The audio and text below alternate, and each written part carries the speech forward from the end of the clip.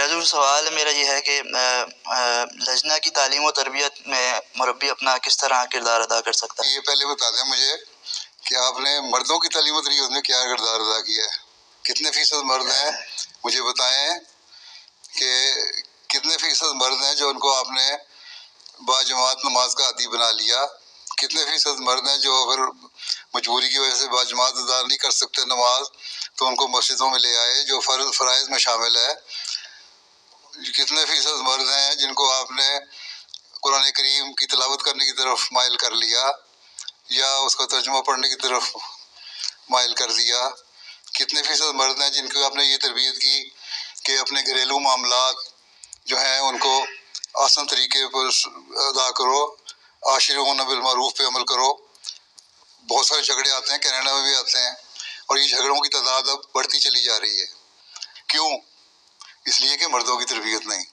پہلے مردوں کی اصلاح کریں، لجنہ کی خود ہو جائے گی۔ حضرت مسلم علیہ السلام نے فرمایا ہے کہ مرد خود اپنا نمونہ دکھائے تو عورت جو ہے وہ تمہیں انگلی نہیں اٹھائے گی۔ اگر وہ عورت کو کہے کہ تم یہ کرو اور وہ کرو تو عورت کہے گی پہلے اپنی تو اصلاح کرو۔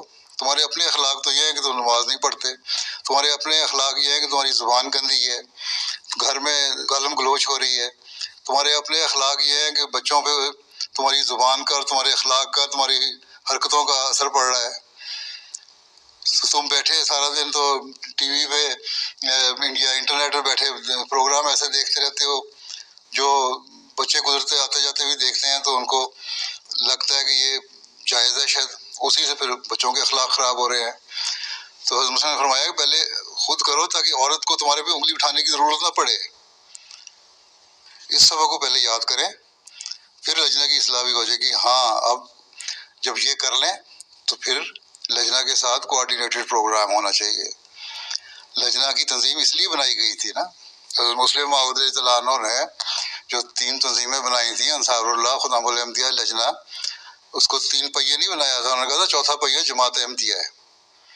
ٹھیک ہے، جب یہ چاروں پہیے اگر صحیح طرح چل رہے ہوں گے تو جماعت ترقی کی راہ پہ چلتی چلی جائے گی۔ اگر ان میں سے ایک پہیہ بھی خراب ہوگا تو گھسڑ گھسڑ کے چلے گی۔ ٹھیک ہے، یا یوں ہوگا کہ اسی دائرے میں یوں گھومتے چلے جائیں گے۔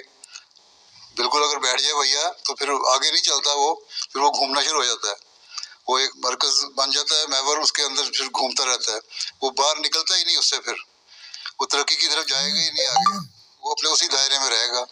اور آپ سمجھ رہے ہوں گے ہم بڑی ترقی کر رہے ہیں، حالانکہ پتہ نہیں کہ اسی لکیر کے اندر اب پھر رہے ہیں۔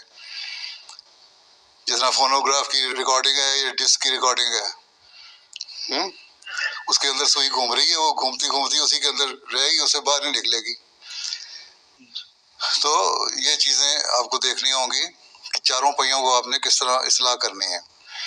پہلے مردوں کی اصلاح کریں، عورتوں کی اصلاح خود ہو جائے گی۔ کہاں حضرت صلی اللہ علیہ وسلم نے فرمایا تھا کہ مرد جب اپنا رشتہ کرتا ہے تو حسن کو، دولت کو، خاندان کو دیکھنے کے بجائے دین کو دیکھے۔ ٹھیک ہے، جب وہ دین کو دیکھے گا تو ظاہر ہے اس کے اندر دین ہوگا تو وہ دین کو دیکھے گا نا۔ یہ تو نہیں ہے کہ ایک مرد جو ہے وہ 5 نمازوں کو جو ہے 3 نمازیں پڑھو۔ اکثر سے میں پوچھتا ہوں تو مشکل کہتے ہیں کوشش کر رہے ہیں 5 پڑھ لیں، پڑھتے ہم 3 ہیں، تو یہ تصور پیدا ہو رہا ہے 3 نمازوں کا۔